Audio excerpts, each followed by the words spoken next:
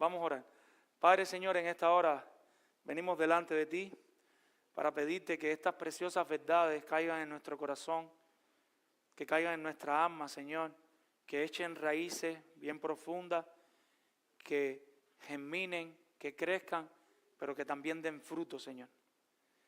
Permite, Dios, que cada palabra aprendida, cada atributo aprendido de ti, cada mandamiento de tu palabra, cada enseñanza de tu palabra, no se quede solo en nuestra mente, sino como siempre te pedimos, pase al corazón, la atesoremos, la abracemos, la amemos, pero que también la podamos poner en práctica, Señor.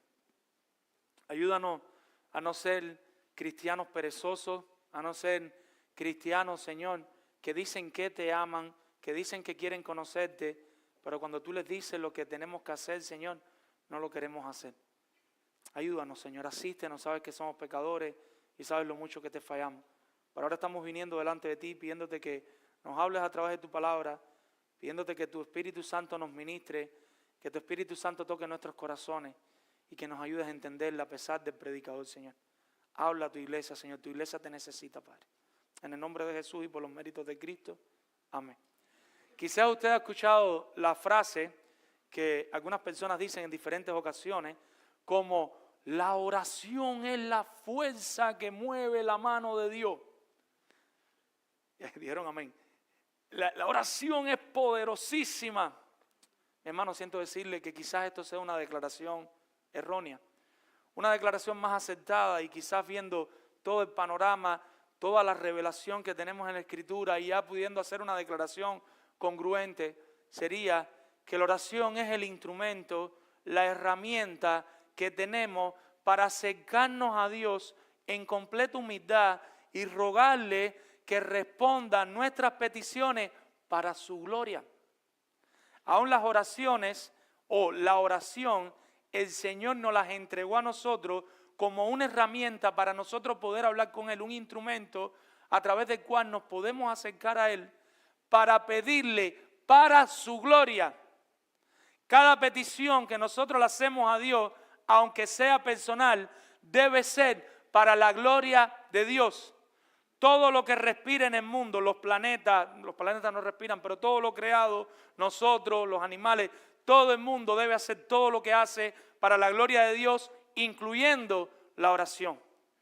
¿Podemos hacer oraciones personales? Sí, pero aunque sea personal, tu oración debe ser hecha para la gloria de Dios. Y el apóstol Pablo dice que si tu oración no es para la gloria de Dios, el Señor no la va a responder. El Señor solo responde las oraciones que son hechas para su gloria. Y quizás una buena pregunta para hacerte antes de continuar sea, ¿cómo estás orándole al Señor?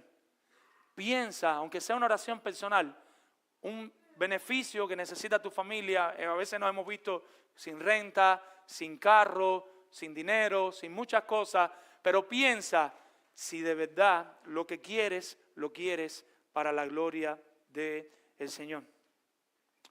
Cuando una oración es llevada a cabo así, de esta manera, de esta forma, Dios se lleva toda la gloria y el creyente no se ofende cuando Dios no responde sus peticiones de la manera que él esperaba.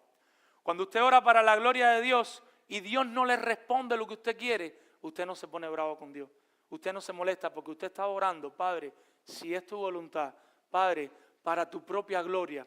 Y cuando Dios no te da esa respuesta que tú le estabas reclamando, exigiendo, arrebatando, quitando, amarrando, y los que saben de los andos saben de lo que estoy hablando, no te molesta, no te pones bravo porque entiendes que Él es el gran Dios soberano y que tú eres una persona que Él creó para su gloria y que debe vivir para su gloria, caminar para su gloria y orar para su gloria. La oración es parte de la vida del creyente. El apóstol Pablo, sabiendo esto, el apóstol Pablo sabe que no merecemos nada de lo que poseemos, que solo por los méritos de Cristo es que podemos ir delante de Dios. Por lo tanto, vemos al apóstol Pablo todo el tiempo haciendo ¿qué? Rogándole a Dios, pero pidiéndole todas las cosas por su pura misericordia y para su gloria. ¿Pablo le pedía a Dios? Sí, le pedía por motivos personales. ¿Cuál era el motivo personal? Que pueda continuar la obra del evangelio. Lo que estaba en el corazón de Pablo es, Dios mío, Señor, te pido, sí, Señor, te clamo, provee todo lo que necesitamos para seguir predicando el Evangelio, para seguir viviendo para la gloria del Señor. Si usted le pregunta a Pablo, usted tuviera al apóstol Pablo delante, según lo que enseña la Biblia, Nuevo Testamento, y usted le dice al apóstol Pablo, dime Pablo, ¿cómo te puedo bendecir? ¿Qué puedo hacer por ti? ¿Saben lo que Pablo iba a responderle a cada persona? Oren por mí, oren por nosotros, oren por lo que estamos haciendo. Porque para Pablo no hay mayor bendición que la oración. Y nosotros lo vemos utilizando este instrumento para la gloria de Dios. Y lo que vamos a ver ahora, del 3 al 14, son dos oraciones que hace el apóstol Pablo. Dos oraciones que las hace completamente para la gloria de Dios. Vamos a ver dos peticiones que el apóstol Pablo hace con respecto a la vida de estos hermanos de Colosas, estos santos y fieles que vimos en el versículo 1 y 2. Y Dios permita que sigamos creciendo en el entendimiento de depender de Dios en oración para todo lo que viene a nuestras vidas. Lo que le voy a decir a continuación es el título de este sermón. Y es una afirmación que yo quisiera que al final de la predicación usted tuviera en su mente y en su corazón. Y la afirmación es, mis hermanos estarán en mis oraciones. Mis hermanos estarán en mis oraciones. Y el reto, y por lo que le he estado orando al Señor en esta semana, es para cuando usted salga por esa puerta o por esta puerta, usted se vaya con la carga, con la necesidad, con la urgencia de empezar a orar por sus hermanos. Ya no solo orar por sus cosas personales, sino mirar un poquito más allá, asomarte por la ventana y empezar a orar por los hermanos que se sientan a tu lado. Empezar a orar también por las necesidades de la iglesia y de la congregación. Amados hermanos que están aquí en esta tarde, perseveremos en oración por nuestros hermanos para complacer a Dios. Perseveremos en oración por cada uno de nuestros hermanos. Y siempre tiene propósito. Y usted dirá, para ser más grande, para ser más conocido, para ser más famoso. No. El aquí es para complacer a Dios. Cuando nosotros oramos por nuestros hermanos, nosotros estamos complaciendo a Dios. Dios se siente contento, Dios se siente complacido cuando usted va de rodillas, no solo a pedir por usted, sino también a pedir y a interceder por su hermano. Y la pregunta que todos nos hacemos ahora es, bueno, ¿cómo? Ya voy entendiendo, pastor, ya sé. Me estás regañando, tú quieres que ore por los hermanos. ¿Cómo puedo orar por los hermanos? Pues vamos a ver a través de la palabra del Señor. Vamos a ver dos maneras a través de las cuales Pablo oraba por sus hermanos. Y la primera es siendo agradecido.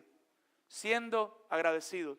Si usted es creyente y usted es un verdadero creyente y usted conoce a Dios como de verdad es que es un buen Dios, un gran Dios, usted vive agradecido con Dios. Entonces usted debe estar haciendo oraciones de gratitud por usted mismo, por todas las bendiciones que Dios le da, por todos los regalos que Dios le da. Pero también se espera del creyente que esté agradecido por sus hermanos. Que en sus oraciones aparezca, gracias por Raquelita, gracias por Josefa, gracias por Ismael.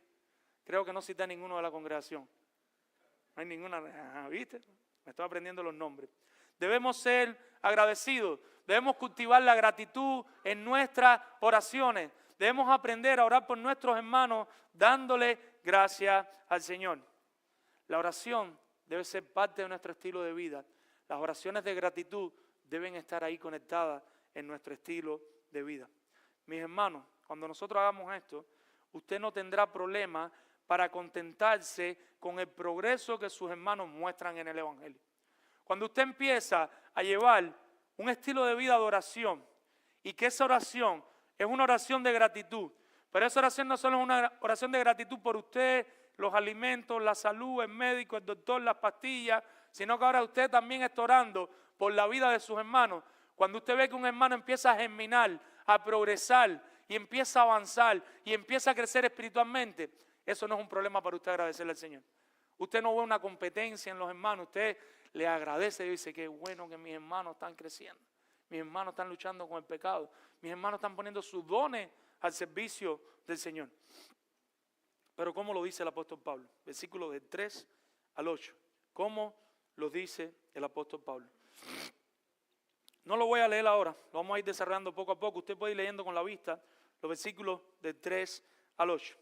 Lo cierto es que los creyentes deberíamos llevar un estilo de vida tal que ya sea que estemos tristes, preocupados, alegres, nosotros debemos depender de Dios en todo momento y bajo toda circunstancia. Cuando nosotros nos dan el aumento anhelado, el hijo que estábamos pidiendo, las cosas que queríamos, nosotros debemos orarle a Dios y debemos darle gracias. Pero también cuando no están llegando y cuando no están saliendo las cosas como quisiéramos, nosotros deberíamos ir de rodillas delante del Señor, dándole gracias a nuestro buen Señor. Dijimos la semana pasada que esta iglesia no conocía a Pablo. Vamos al capítulo 2, versos 1. ¿Qué dice el capítulo 2, versos 1? Porque quiero que sepáis cuán gran lucha sostengo por vosotros, los que están en la Odisea, cuán gran lucha sostengo por vosotros, y por los que están en la Odisea. Explicamos que estaba Colosa y cerquita estaban la Odisea, y por todos los que nunca han visto mi rostro. O sea, estos hermanos no habían visto el rostro de Pablo. Pero Pablo, ¿qué hacía? Oraba por ellos. Pablo está orando y está yendo delante de Dios en acción de gracia por un grupo de hermanos que él no conoce de manera personal. Él no los ha conocido cara a cara, pero de alguna manera lo conoce y hablamos por qué. Porque Epafras llevó las noticias. Vamos al verso 3. ¿Y qué hacía Pablo por estos hermanos que no conocía personalmente, pero que sí sabía de ellos y de sus necesidades? Dice el apóstol: siempre orando por vosotros, damos gracias a Dios Padre de nuestro Señor Jesucristo. Y una vez más lo volvió a hacer. Quizás usted no se dio cuenta. ¿Saben lo que está haciendo Pablo? Pablo está exaltando a Cristo. Antes de hablar de la oración, quiero tocar ese detalle porque está ahí. Pablo está diciendo que él le ora, ¿a quién? Él le da gracias a Dios, pero que Dios es el Padre del Señor Jesucristo. Y usted dirá, ¿y eso qué tiene que ver? Para nosotros no tiene que ver, pero si un judío escucha esta declaración, para él es una herejía. Porque el hijo de un Dios no es un diosito. El hijo de un Dios, ¿qué cosa es? Otro Dios. Y ellos lo entendían así. Cuando Pablo dice que él le agradece a Dios, Padre del Señor Jesucristo, él está diciendo que Cristo también es Dios. En nuestra mente esto no cabe, pero esa es la afirmación que Pablo está haciendo. Yo le estoy agradeciendo al Dios que es el Padre del Señor Jesucristo. El Señor Jesucristo es el Hijo de Dios. Por tanto, ¿quién es el Señor Jesucristo? Él es Dios mismo. ¿Y cuáles son las razones de su agradecimiento? ¿Qué es lo que hace que Pablo estalle en gratitud? Que Pablo venga a Epafras, le diga: Pablo, estoy allá con los colosenses, y los colosenses son así, así, así. Y Pablo de pronto cada vez que ora dice: gracias Señor por estos hermanos porque son así, así y así. ¿Qué dice el verso 4? Habiendo oído, primero que todo, ¿de qué? De la fe. Esa palabra fe, como todos lo sabemos, no significa solo creer en un momento, aunque sí implica creer en un momento, pero también significa creer y seguir viviendo para la gloria de Dios. Estos creyentes un día, cuando dice, habiendo oído de vuestra fe, le está diciendo, estos creyentes un día creyeron en Cristo, empezaron a confiar en Dios y siguieron confiando en Cristo, siguieron confiando en Dios. Ahora, ¿por qué Pablo hace esto? Un recordatorio. Recuerden que habían falsas doctrinas que estaban alrededor de la iglesia. Él les está escribiendo una carta, en la carta le dice, yo oro, yo le doy gracias a Dios por ustedes, ¿pero por qué? Porque ustedes creían solo en Cristo. Ustedes no necesitaban nada más. Yo le doy gracias a Dios porque ustedes tenían esa fe, como decimos siempre, solus Cristo. Ellos creían solamente en Cristo. Cristo era suficiente para su justificación. Cristo era suficiente para su salvación. Y Cristo era suficiente para todo. Era Cristo y por encima de Cristo no necesitaban nada más. Eso es lo primero que Pablo les está diciendo en este momento. Hasta ese entonces, esos creyentes, antes de conocer a Cristo, no conocían tantas cosas, tantos pensamientos, tanta filosofía. ¿Qué era lo que ellos habían creído? En Cristo para salvación. Y eso era suficiente. Esa fe en Cristo, saber que estaban perdidos y que ahora a través de Cristo podían tener salvación, eso los hacía seguir viviendo y seguir confiando para la gloria del Señor. Ahora, como siempre les recordamos, el conocimiento de Dios correcto debe producir cambios correctos en nuestra vida. el que ellos conocieran a Dios debería producir algo más. En primer punto, al creer en Cristo, ¿qué es lo primero que tienen? Más fe. Creen en Cristo, siguen creyendo en Cristo, pero Pablo solo no se entera que ellos son hermanos de fe. Solo no se entera que ellos son hermanos que confían en Cristo. ¿Qué más pasa? ¿Y por qué más Pablo agradece? Y del amor que tenéis a todos los santos. No solo creían en Dios, sino que ese creer en Dios también producía en ellos, que ahora ellos ¿qué hacían? Amar a sus hermanos. La palabra amor es una palabra especial y es ese amor ágape, ese amor especial que viene de Dios en la forma verbal, está ahí aparece en su forma verbal. Y lo que significa es que el creyente tiene la capacidad de amar como Dios ama. Una persona del mundo no puede amar como Dios ama. Pero nosotros, si tenemos el Espíritu Santo, si de verdad hemos creído, de verdad nos hemos arrepentido, estamos capacitados para amar como Dios ama. Estamos capacitados para perdonar cuando otro no merece el perdón. Estamos capacitados para caminar la milla extra. Estamos capacitados para soportar. Y todo por amor, los unos por los otros. Veíamos en la clase de miembros, en la clase que estamos dando de nuevos miembros, cómo si nosotros no amamos a los hermanos, si nosotros no amamos a nuestros hermanos, ¿saben qué dice la palabra del Señor? Que no somos creyentes. El que no ama a su hermano no es un verdadero creyente. Ellos amaban a todos sus hermanos sin acepción de personas.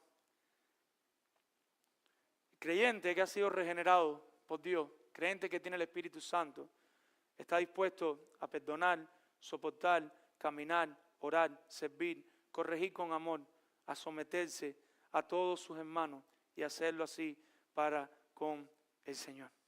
Vamos un momento al verso 8 para poder entender un poquito mejor lo que está pasando en los versículos 3 y 4. Vamos a utilizar la lógica del texto. ¿Y qué dice el verso 8? Quien también nos ha declarado, ¿qué cosa? El amor en el Espíritu. ¿Qué es esto del amor en el Espíritu? Lo que está diciendo aquí es que el Espíritu Santo es el único que nos puede capacitar para amar de esta manera. Mi hermano, con los pecadores que nosotros somos, si nosotros no tuviéramos el Espíritu Santo, el primero que nos mire feo, ¿cómo lo miramos? Más feo. El primero que nos hable mal, ¿cómo le respondemos? Más mal. El primero que nos haga algo malo, ¿qué le hacemos? Algo más malo todavía. Pero cuando tienes el Espíritu Santo, las cosas empiezan a cambiar. La única manera de tener ese amor, ¿cuál es? De tener quien también nos ha declarado vuestro amor en el Espíritu, es que el Espíritu Santo ore en ellos. Pablo es repetitivo con este pensamiento. ¿Qué dice Gálatas 5:22? ¿Con qué empiezan los frutos del Espíritu? Los frutos del Espíritu son ¿qué? Amor. El fruto. Y ese fruto se ve de diferentes maneras. Y la primera que Pablo habla en Gálatas 5:22, ¿cuál es? El amor. Un creyente se distingue por el amor a sus hermanos. El creyente que no puede amar. Si tú estás aquí hoy y por muy mal que te caiga un hermano, te dice, ese hermano yo no lo puedo amar. Cuando llegues a la casa, revísate. Abre tu corazón, mira adentro, porque hay algo que está mal. Yo entiendo que tú digas, ay, pero qué difícil me es soportar a este hermano. Pero tú le pides a Dios amor y Dios te ayuda a amar a tus hermanos. Aún a los más difíciles. Pero si tú, y no solo a uno, que de pronto te encuentras en la casa que, pero yo no amo a aquel, y yo no amo al otro, y yo no amo al otro. Mi hermano, estás en un grave problema con el Señor. Estás en un grave problema con el Señor. Creyente que ha sido regenerado por el Espíritu Santo también produce en él fe y el Espíritu Santo produce en él amor. Ahora veamos los versículos 7 y 8 juntos, tratando de seguir poniendo todo en orden. Decíamos, Pablo no los conoce, Pablo agradece con ellos. ¿Qué dice el versículo 7? Como lo habéis aprendido de Epafra, nuestro consiervo amado, que es un fiel ministro de Cristo para vosotros. Y dice el verso 8, quien también nos ha declarado vuestro amor en el Espíritu. ¿Y cómo se enteraron? Se enteraron a través de Epafra. Como habíamos dicho la semana pasada, Epafra escucha la palabra del Señor, se convierte en ese ministerio de Pablo, va a plantar esta iglesia. Ahora Epafra está con Pablo dándole estas noticias. Pero lo interesante son los dos calificativos que él da. Como lo habéis aprendido, ¿de quién? De Epafra. Y primero que todo, que dice que es Epafra, nuestro consiervo, ¿qué? Amado. ¿Lo ven ahí? Pablo, ¿a quién amaba? A Epafras, que era un esclavo. Pudiéramos decir, consiervo era esclavo igual que él, que era un apóstol. Y él era un siervo de Cristo igual que Epafras, al mismo nivel. Y él amaba a Epafras. Los pastores, al igual que los miembros, son esclavos, son sirvientes de la congregación. Lo único, o en este sentido, los pastores tienen la misma responsabilidad que los miembros de la congregación. ¿Cuáles son las responsabilidades que los pastores tienen igual que la congregación? Los pastores deben congregarse, deben servir, deben orar y deben ofrendar. Ningún pastor está por encima de eso. Como mismo una responsabilidad de ustedes, es una responsabilidad de todos los pastores. Pero los pastores tienen un área de servicio diferente a los miembros, a los hermanos. ¿Cuál es la responsabilidad diferente? Vamos al versículo. ¿Qué dice? Como lo habéis aprendido de Epafras, nuestro consiervo amado. ¿Pero qué cosa era Epafras? Que es un fiel ministro de Cristo para vosotros. En un punto nos congregamos, ofrendamos, servimos igual que ustedes, pero en otro punto los pastores tienen la tarea de ser ministros fieles. Los pastores tienen la tarea de enseñar con fidelidad la palabra del Señor y deben invertir todo el tiempo que necesiten para eso. Y lo digo porque la Biblia lo dice, si no, no lo dijera. Normalmente a los pastores no nos gusta que ustedes no nos vean haciendo lo mismo que hacen ustedes. Si ustedes limpian, ¿qué queremos hacer nosotros? Limpiar al lado de ustedes. Si ustedes van a cargar agua, nosotros queremos ir a cargar agua. Sobre todo por una cuestión de qué van a pensar los hermanos de nosotros. Pero los pastores tienen una tarea diferente, la tarea de ministrar de manera fiel. La palabra ministros aquí, ¿saben cuál es? La palabra diáconos en el griego. Los pastores son diáconos. Pero los pastores son diáconos, pero no oficiales. En el sentido de un ángel. ¿Qué hacen los ángeles? Los ángeles hacen una diaconía, un servicio. En el sentido que aparece varias veces en el Nuevo Testamento. Te dice, fulano hacía un servicio, el otro hacía un servicio. En ese mismo sentido, los pastores somos diáconos, somos siervos, pero en el sentido de que debemos ministrar la palabra de manera fiel. Debemos ser fiel a la tarea que se nos entregó. Epafras enseñaba fielmente, pero lo que era lo que enseñaba Epafras fielmente. Vamos a verlo pronto. Lo que enseñaba Epafras fielmente era el evangelio de Jesucristo. Epafras enseñaba el evangelio de Cristo. Versículo 5, habíamos leído el 3 y el 4, vimos el 7 y el 8, ahora quiero que veamos el 5 y el 6. ¿Y qué es lo que dice en el versículo 5? Dijimos en el 4, habiendo oído de vuestra fe en Cristo Jesús y del amor que tenéis a todos los santos. ¿Y qué dice ahora? A causa de la esperanza que os está guardada en los cielos, de la cual ya habéis oído. ¿Por qué? Por la palabra verdadera del evangelio. Ahí está el servicio de Epafras. Epafras predicó fielmente el evangelio de Cristo. ¿Cuál fue el resultado de predicar fielmente el evangelio de Cristo? Cristianos que tenían ¿qué cosa? Fe, confianza para salvación, pero confianza para vivir, y cristianos que tenían amor por sus hermanos. Y hay un último detalle en el versículo 5 que quizás no habíamos visto. ¿Y cuál es? La esperanza. A causa de la esperanza que os está guardada en los cielos, de la cual ya habéis oído por la palabra verdadera del evangelio. ¿Cómo supieron de la esperanza? Por la predicación del evangelio. Ahora tenemos delante de nosotros cristianos llenos de esperanza. Cristianos que, como nosotros, muchas veces, quizás antes de conocer a Cristo, decíamos, ¿y si me muero hoy, para dónde voy? Para el cementerio. Me moría y andábamos por el mundo sin esperanza. Muchas veces eso nos llevaba a querer ser los que más dinero tenían en nuestro país o aquí en este lugar, o a querer ser los que más se divertían, una diversión sin fondo, porque como no tienes esperanza, ¿de qué trata esta vida? Pues ten todo el dinero que tienes, ten toda la diversión que tienes, o los que les gustan los juegos están jugando hasta las 5 de la mañana porque no hay esperanza y hay que aprovechar. Y tú te sientes como que estás perdiendo el tiempo si no aprovechas el tiempo en cualquiera de tus placeres. Ahora dice que no, que cuando esta gente, cuando estas personas escuchan el evangelio de Cristo, ahora ellos se llenan de esperanza. Ahora ellos saben que hay una morada donde ir. Ahora ellos saben que después que mueran van a partir con su buen Señor. Pero eso no es todo. La esperanza no solo se centraliza en ese día final, sino que la esperanza aquí tiene que ver con cada día vivirlo lleno de esperanza y de confianza en su buen Señor. Cuando eso pasa, entonces empiezas a dejar de vivir para ti mismo y empiezas a vivir para Dios, porque ahora tienes esperanza. Cuando tú no tienes esperanza, tú vives centrado en ti mismo, en el yo-yo. Pero ahora cuando tú tienes esperanza, empiezas a vivir para el Señor. Y parte de vivir para el Señor es que no estás centrado solo en ti, sino que te empiezas a centrar en tus hermanos. Tratemos de poner las cosas en orden. Pablo da mucha información, pero la información no está en orden. ¿Cómo debería ser en orden después de analizar el texto? ¿Qué es lo primero que tuvieron que hacer? Escuchar el Evangelio. Después que escucharon el Evangelio, ¿qué escucharon en ese mensaje? Les empieza a predicar la palabra, escuchan el Evangelio y ese Evangelio empieza, no hay forma de poner una cosa y compararla con otra, pero empieza a producir una esperanza en ellos. Ahora ellos empiezan a ver que la vida, todo en esta vida no es hoy y ahora, sino que hay un mañana, hay un reino celestial, hay una esperanza de nueva vida. Nuestros pecados pueden ser perdonados. Si yo era una prostituta, ya no tengo que seguir siendo una prostituta. Si yo era un delincuente, ya no tengo que seguir siendo un delincuente. Ya Dios no me ve como un asesino, si en el caso que hay aquí alguien que haya matado a alguien. Ya Dios no me ve como un ladrón. Ya Dios no me ve como un mal padre, como una mala esposa, como un mal hijo, sino que ahora a través de Cristo mis pecados son perdonados. Imagínense la esperanza que eso da, mis hermanos. Así deberíamos vernos nosotros a través del Evangelio, vernos ahora llenos de esperanza, llenos de una segunda oportunidad, llenos de un nuevo comienzo para vivir para la gloria del Señor.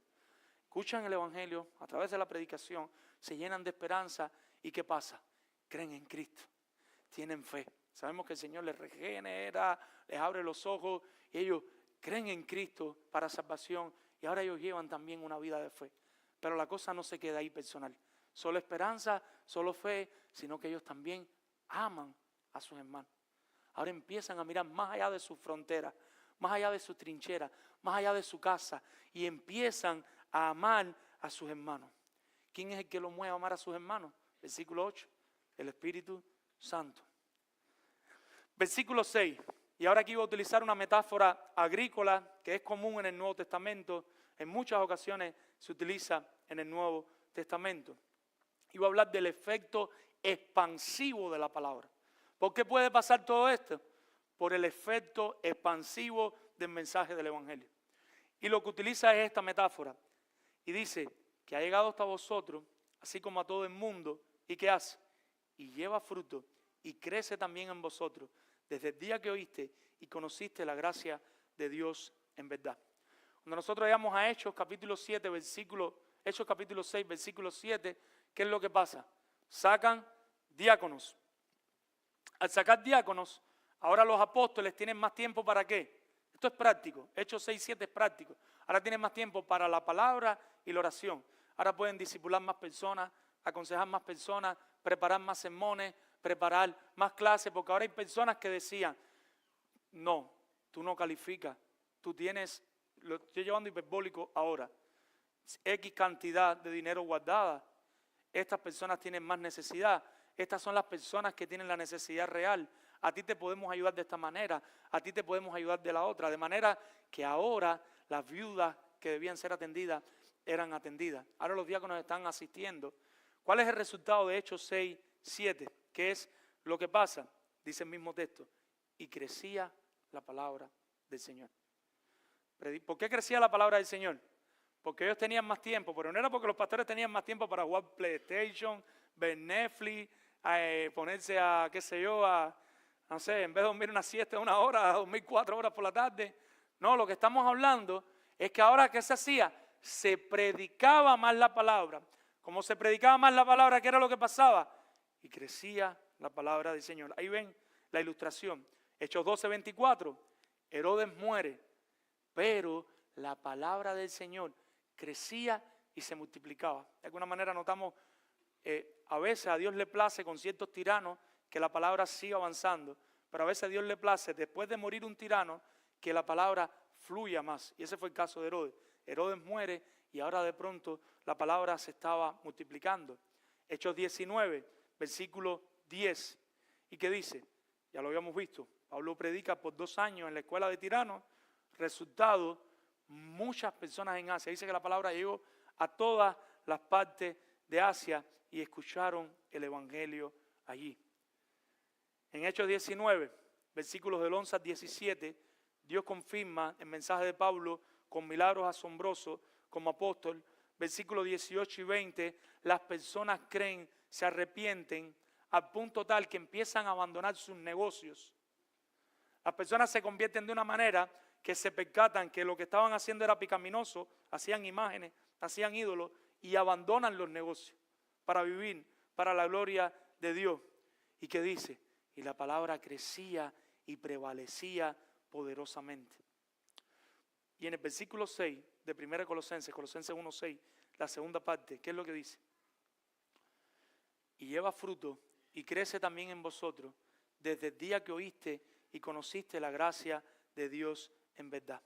La palabra comenzó a trabajar en ellos y la palabra siguió trabajando en ellos, llenándolos de esperanza, de fe y de amor. Jesucristo, en Mateo 4:20, cuando hace ahí la parábola de la buena semilla, Él enseña que la buena tierra, ¿quiénes son?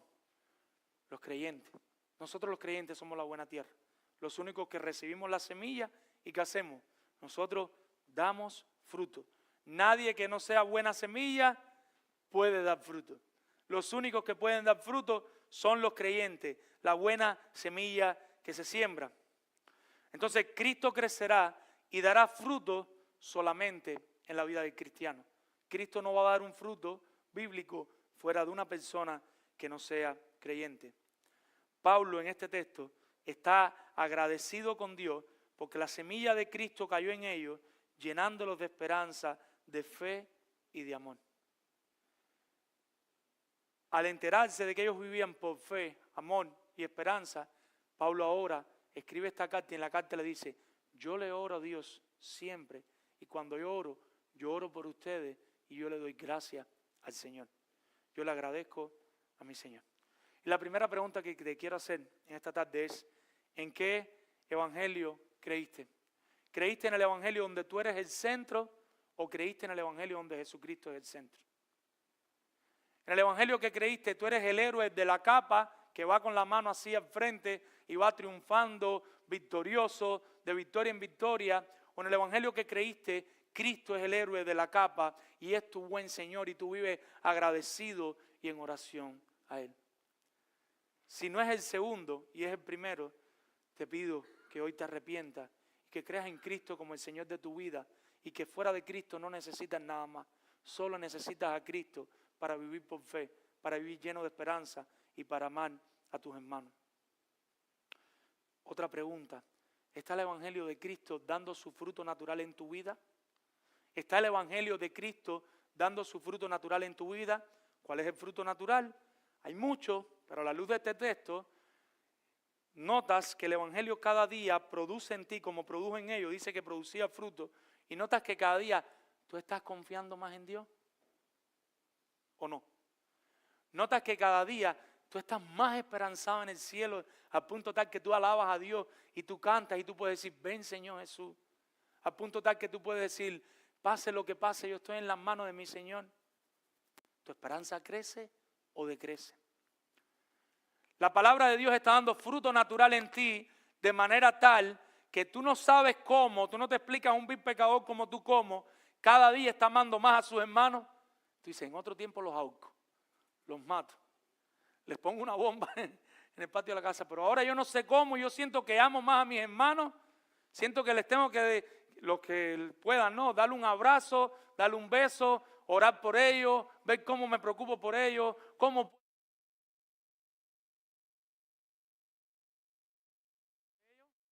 sientes que ese amor está creciendo dentro de tu corazón. Analicen, mis hermanos, porque si nosotros decimos que el evangelio da fruto y que este es el fruto que dio en ellos, nosotros hoy, en este siglo, año 2024, el evangelio debería estar produciendo lo mismo en nosotros. ¿O es que nosotros somos mejores que ellos? ¿Qué puede pasar, mis hermanos? Que quizás tú sí seas un verdadero creyente Yo no te voy a quitar la salvación tan rápido. Lo que simplemente pasa es que hay que ponerle más abono a esa plantica. ¿Cuál sería el abono en el caso de los creyentes? Quizás estás leyendo poco la Biblia. Quizás tú sí eres un verdadero creyente porque tú con mucho trabajo pero logras amar a tu hermano. Con mucho trabajo pero tienes algo de esperanza por allá, pero tú dices, ay, cómo me cuesta, pero de verdad que confío en ti, Señor. Con mucho trabajo, pero tú sabes que has sido salvo por gracia y que no depende de ti, que depende del Señor, que Él es quien te mantiene en pie. Pero quizás estás descuidando el abono, quizás estás descuidando leer la Biblia, estás descuidando la oración y estás descuidando el congregarte. Mi hermano, con lo dura que está la vida, con lo difícil que está el mundo, dice Jesucristo, no solo de pan vivirá el hombre, no solo de domingo vivirá el hombre. Necesitamos los hermanos entre semanas, ya sea en un pequeño grupo pequeño o de alguna manera 3 o 4 orando, leyendo la Biblia, pero solo no podemos caminar. Estás leyendo tu Biblia, estás teniendo tu tiempo devocional, estás orando. Tú me dirás, pero es que bueno, que estoy cansado. Mi hermano, si el cielo fuera real para ti, yo te pregunto, y tú me dices que tú estás cansado, yo te pregunto, ¿cuántas veces te has quedado orando de rodillas? ¿Cuántas veces te has dormido sobre tu rodilla? ¿Has puesto tu rodilla en el piso? ¿Te has recostado a un mueble o te has recostado al piso y te has quedado dormido orando? ¿Por qué? Porque tú estás cansado, pero tú entiendes que la oración es más urgente que tu cansancio y tú haces el intento de orar, pero como no tienes fuerza, te quedas dormido en tu oración. Si tú me dices que tú no tienes tiempo porque estás cansado, yo te tengo que preguntar, ¿cuándo fue la última vez que te quedaste dormido de rodillas orándole a tu buen Señor? Que alguien te tuvo que despertar o de pronto te despertaste y te llevó 1 hora aquí. ¿Qué es esto, Señor? Perdóname. No puedo más, Señor, me voy a acostar. ¿Cuándo fue la última vez que no leíste la Biblia, pero en todo el día no viste el celular, no viste una serie, no viste una noticia, no viste tu equipo de fútbol, no viste tu equipo de béisbol, no hablaste con tu abuelita, con tu tía, con tu primita, con tu mamita, porque para ti el poquito tiempo que tienes es para leer la palabra de tu buen Señor? ¿Cuándo fue la última vez? Entonces el abono está faltando y está faltando mucho, mi hermano. No te voy a quitar la salvación, te voy a animar, échale abono a esa planta para que pueda crecer. Pero hay una segunda posibilidad y es que quizás Cristo no ha sido sembrado. Cristo no ha sido sembrado. Y ahí la única solución no son paliativos. Puedes leer la Biblia, puedes orar, puedes venir. Pero hasta que no te arrepientas y creas en Cristo solamente para salvación, no vas a ser salvo, no vas a ser lleno de esperanza, no vas a poder amar a tus hermanos, no tienes forma de amar a tus hermanos y mucho menos vas a poder tener fe en el único Señor y Salvador. Mi hermano, ¿cuánto te alegras de ver el progreso de tus hermanos? ¿Cuándo fue la última vez que fuiste en oración y dijiste, Padre, gracias por cómo está creciendo el hermano fulano, el hermano tal? Mira la hermanita tal, Padre, qué esfuerzo está haciendo. Mira, ya está vistiendo de manera más piadosa. Mira el hermano tal, Señor, cómo está sirviendo. Está viniendo a los grupos de vida. Y ahí podemos poner diferentes ejemplos. ¿Cuándo fue la última vez que te encontraste ahí orando y agradeciéndole a Dios? Gracias por este hermano, Señor. Gracias por aquel. Mira que ya tiene más fe. Mira cómo respondió en el grupo de vida. ¿Cuándo fue que la oración no fue solamente, Padre, dame chícharo, Padre, dame esto, Padre, dame lo otro, Padre, dame, Padre, dame, Padre, dame? Y fue también, gracias, Señor. Gracias, Señor. Mi hermano, tú me puedes decir que tú eres bíblico, que tú eres un hermano bíblico, muy bíblico, cinta negra en Biblia. Pero yo te pregunto, ¿tienes esperanza? ¿Tuviste la fe salvífica y sientes que crees y crees más en Cristo? Yo te pregunto, ¿amas a tus hermanos? Muchos especulan de ser muy bíblicos. Muchos se la pasan por las redes sociales siempre discutiendo de todo tipo de cosas, pero no aman a sus hermanos. Te la puedes pasar buscando like, buscando views, armando divisiones, pero si no amas a tus hermanos, de nada me interesa lo que tú digas, que tú crees en Dios y lo radical que tú seas o el largo de tu barba. Si no eres capaz de amar a tus hermanos, si no eres capaz de estar lleno de esperanza, si no eres capaz de estar lleno de fe, tu vida me dice todo lo contrario a lo que tú crees. Para probar esto vamos a ir más rápido a los versículos del 9 al 14. Y hemos dicho, perseveremos en oración por nuestros hermanos para complacer a Dios. para nada más. Debemos orar a nuestros hermanos para complacer a Dios. Primero que todo, ¿cómo? Siendo agradecidos. Siendo agradecidos de manera personal, que no se les olvide en oración. Padre, gracias.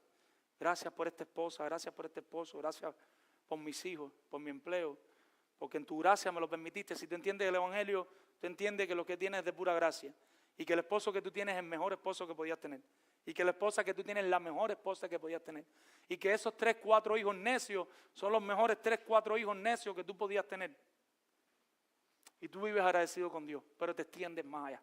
El campamento se extiende y ahora no solo agradeces por ti, sino que agradeces también por tus hermanos. Pero en segundo lugar, nosotros debemos ser intercesores. Debemos no solo agradecer, sino también encontrarnos en oración como el apóstol Pablo, orando por nuestros hermanos, derramando nuestra lucha espiritual, nuestra batalla espiritual en oración por nuestros hermanos.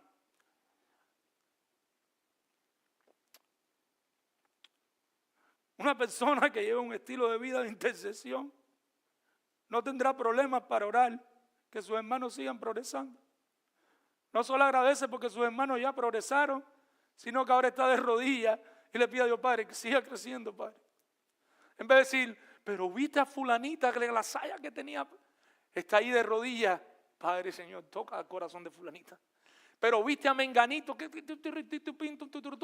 está ahí de rodillas delante del Señor, intercediendo por sus hermanos, siendo un intercesor, uno que interviene por otro. Pablo tiene 2 noticias. La primera noticia, ¿cuál es? La primera noticia que le llega es, estos hermanos tienen fe, amor y esperanza. Agradecidos con el Señor. ¿Y qué hacen agradecimiento? Gracias, Señor, por estos hermanos, porque están viviendo así. Pero hay una segunda noticia. ¿Y cuál es la noticia? Hay una falsa doctrina que está merodeando toda Asia, que está rodeando la parte de Colosa y que se quiere colar en la iglesia. Y él no solo está agradecido, él también está preocupado. Como está preocupado, él hace una oración de intercesión por esos hermanos que ya son muy amados para él. El simple hecho de saber que son hermanos en Cristo ya hace que Pablo los ame como si fueran su carne y como si fueran su sangre. ¿Y qué es lo que hace Pablo? Hace otra oración del 9 al 14 para interceder por ellos. Lo primero que hace Pablo, lo hace en 2 sentidos. Y el primer sentido, veámoslo así, Pablo oró por agradecimiento, Pablo oró por intercesión.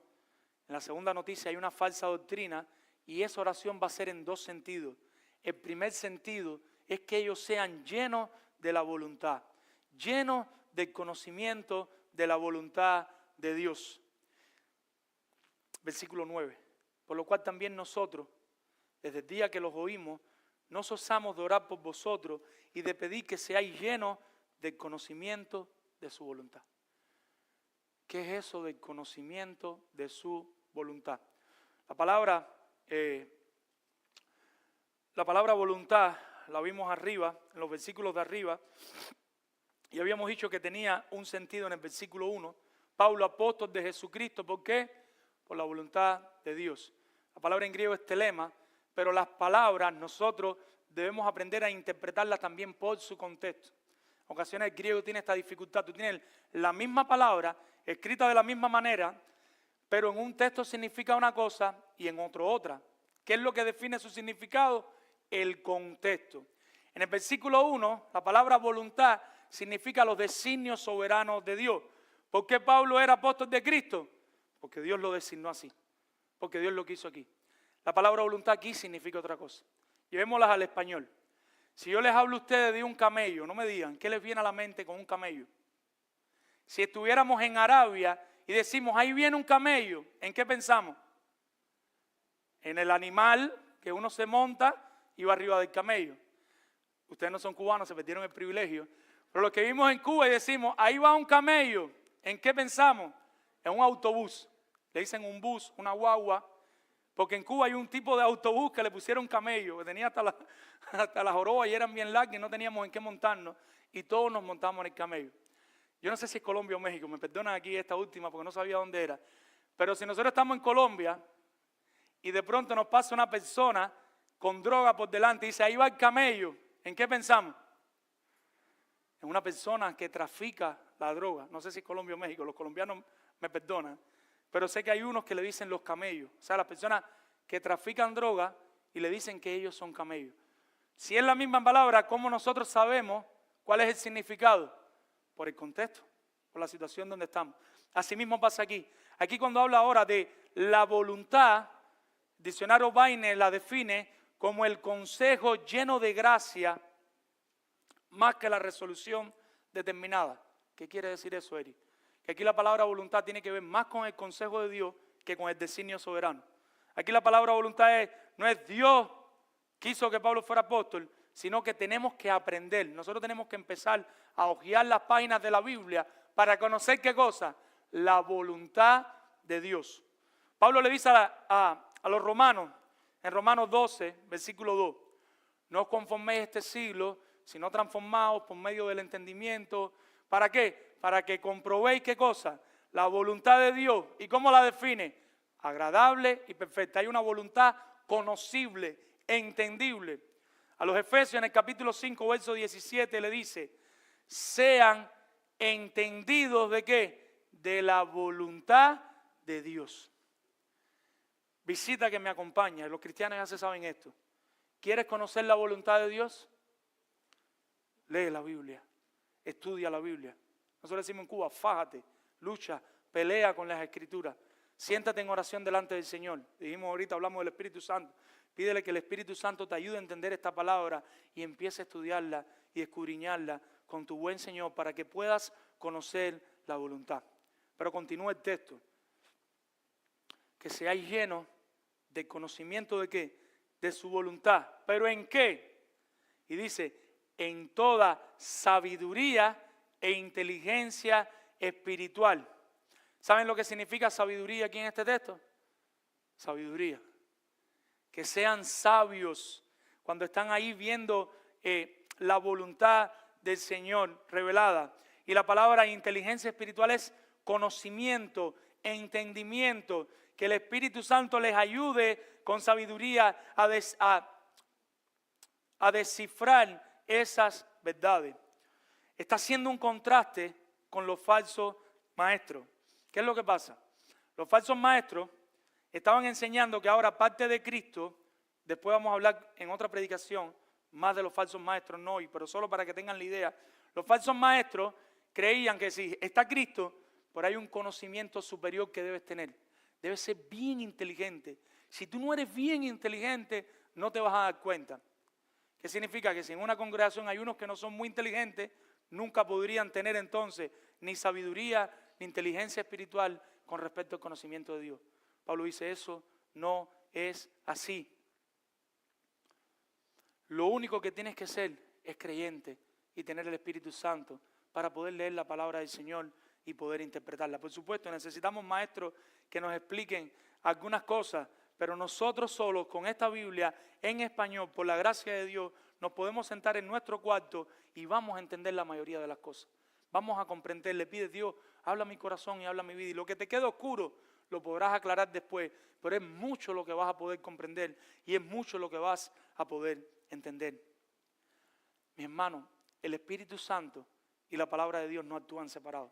El Espíritu Santo no va por un lado y la palabra de Dios va por otro, sino que Dios nos dio su Espíritu para que interpretemos su palabra y quedemos iluminados por la palabra del Señor.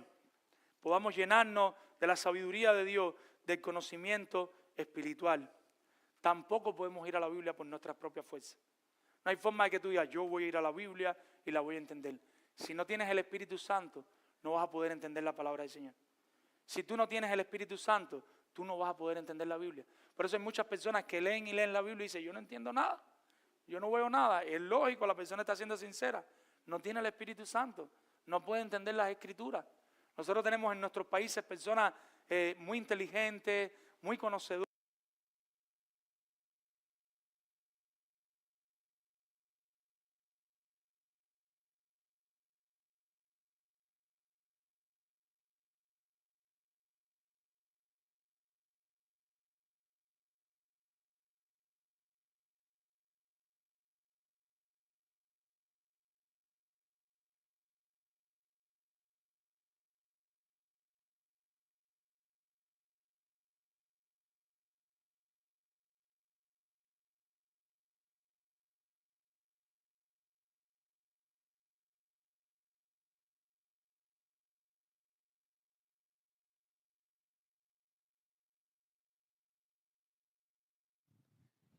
Vamos a intentarlo.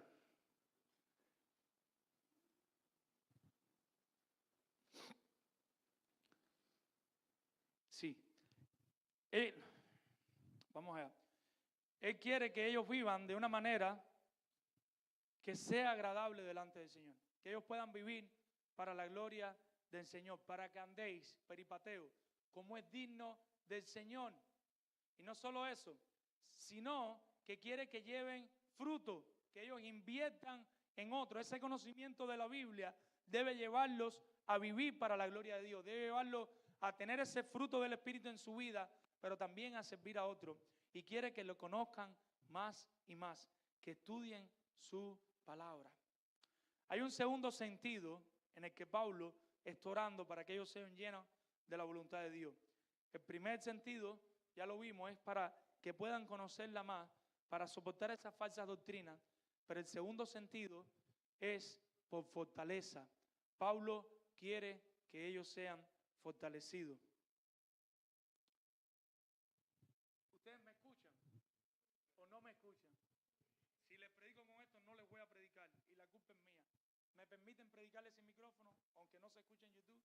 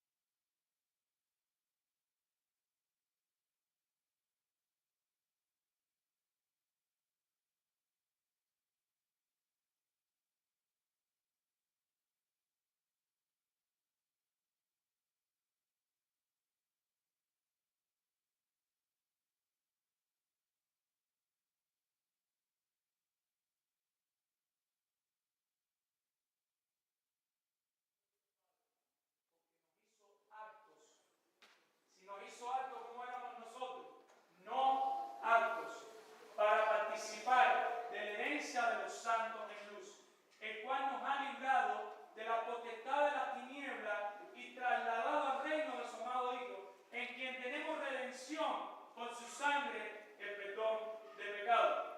¿Qué fue lo que hizo el Señor por nosotros? ¿Qué hizo Dios por nosotros?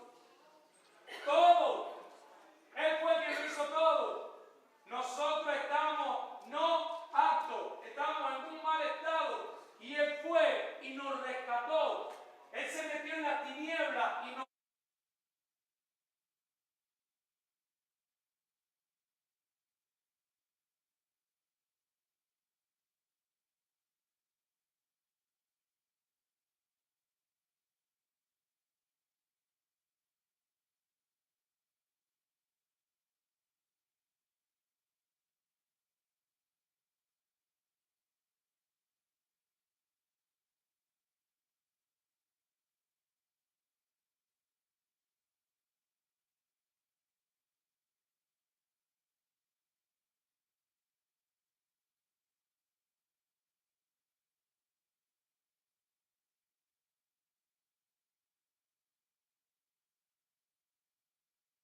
Y usted siente que sus deditos se están soltando y la corriente se lo va a llevar y usted se lo va. ¿Usted sabe lo que hizo Cristo por nosotros? Cristo cogió y entró en esa agua del río y nos dio la mano. Y la única forma que Él tenía de rescatarnos era empujarnos fuerte para que nosotros pudiéramos salir afuera. Cristo se metió en ese río de problemas, de males que teníamos en nuestra vida. Cristo nos dio las manos y nos empujó fuerte a la orilla. ¿Saben cuál fue el resultado? Todos nosotros que somos creyentes, que hemos creído en Cristo, llegamos a la orilla a salvo. ¿Saben cuál es el problema? Y quizás tú no te has dado cuenta de eso, que no miraste atrás. Pero si miras atrás te vas a dar cuenta que Cristo siguió por el río. Cristo como mediador te salva a ti, pero se muere Él. Cristo como mediador te extiende la mano, pero muere en una cruz por nuestro pecado, para que tú y yo podamos salir de esa tiniebla oscura, para que tú y yo tengamos salvación, para que tú y yo ya podamos estar viviendo en el reino de Dios, para que nuestros nombres estén escritos en el libro de los cielos, para que la salvación no la perdamos nunca más. Cristo se tuvo que entregar en el medio del río por nosotros. Vemos que tenemos que vivir en agradecimiento, vemos que debemos llevar una vida de oración por nosotros mismos, en gratitud a Dios, pero por nuestros hermanos, una vida de intercesión por nuestra familia, por nosotros, pero por nuestros hermanos, porque si nos dejan solos, nosotros no podemos hacer nada. Necesitamos a Cristo, necesitamos la fortaleza del Espíritu Santo. Por eso necesitamos estar en la palabra, por eso necesitamos estar en oración, por eso necesitamos estar juntos los unos con los otros. Él lo hizo todo. Mi hermano,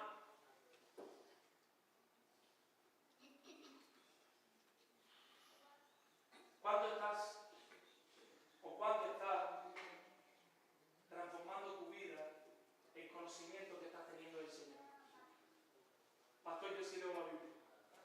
Yo la leo todos los días, en la mañana, otro me dirá a la hora del lunch, a las 12 y 30, y yo me he propuesto leer la Biblia, y como tengo una hora de lunch, hasta que no lea la Biblia media hora no voy a almorzar, pastor, y eso me está funcionando, que no se imagina, pastores. Otros dirán, yo no voy a desayunar hasta que no tenga mi devocional, pastor, hasta la diabetes se me quitó. Estoy ya que es bibliomicina y después el desayuno. Otros dirán, no puedo en el día, pero llego una noche y después que se acomoda todo, yo voy y me siento con mi Biblia y leo. Mi hermano, ¿sabe lo que tengo que decir? Gloria a Dios. Agradecido con el Señor por eso. Pero hay un punto que te tengo que preguntar, y toda esa Biblia que estás aprendiendo, ¿cuánto está transformando tu alma? ¿Y cuánto te está volviendo un creyente piadoso? La palabra piedad significa ser como Cristo. ¿Cuánto tú sientes que hay de Cristo en ti? ¿Cuánto tú sientes que se va del mundo de ti? Que se va de las tinieblas de ti. ¿Y cuánto tú sientes que hay ahora del reino celestial brillando en ti? Utilicemos la imagen. Usted está en tiniebla y aquí está la luz del reino de Dios. Y usted sale de las tinieblas y hay un tipo de humo, hay un tipo de niebla que te va siguiendo. Cuánto de esa niebla se va despegando más y más. Y a medida que te pones a la luz, cuánto más resplandece tu rostro para la gloria del Señor. Mi hermano, si la palabra del Señor no está produciendo un cambio en su vida, ustedes no son creyentes bíblicos. Puedes saber de todo. Te puedes saber todas las posturas escatológicas que existen. Te puedes saber todas las cosas que quieres. Pero si tu vida no luce más y más como la de Cristo, es conocimiento humano. ¿Qué significa eso? ¿Que no debemos estudiar las Escrituras? Por supuesto que no. ¿Qué dice Pablo? Estudien la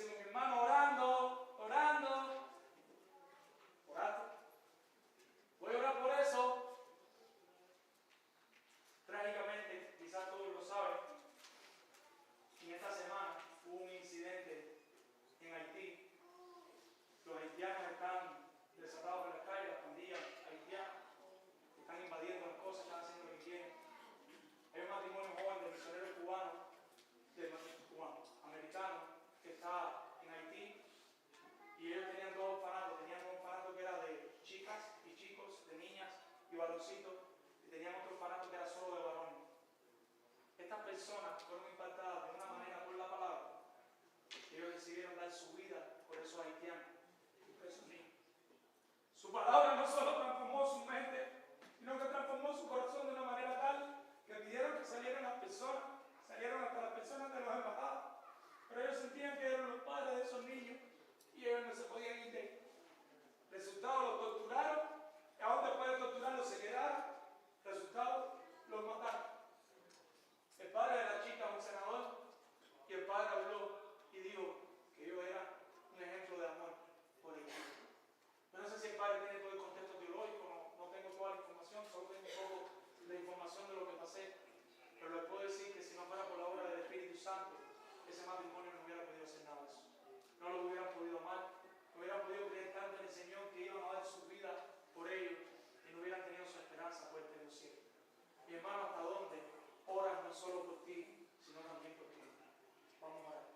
Padre, Señor, en esta hora venimos delante de ti, dándote gracias por tu palabra santa, dándote gracias por tu palabra bendita y dándote gracias por mi iglesia, Señor. Padre, yo sí te doy gracias. Yo he visto el progreso espiritual en muchos de mis hermanos. Sabes que lo he hablado con mi esposa, lo he hablado con algunos hermanos, Señor, y que estamos tan agradecidos por lo que estás haciendo en palabra de vida. Pero también te pedimos por los que están más rezagados, Señor, por los que no despiertan, por los que todavía están en un letargo, Señor. Que tú seas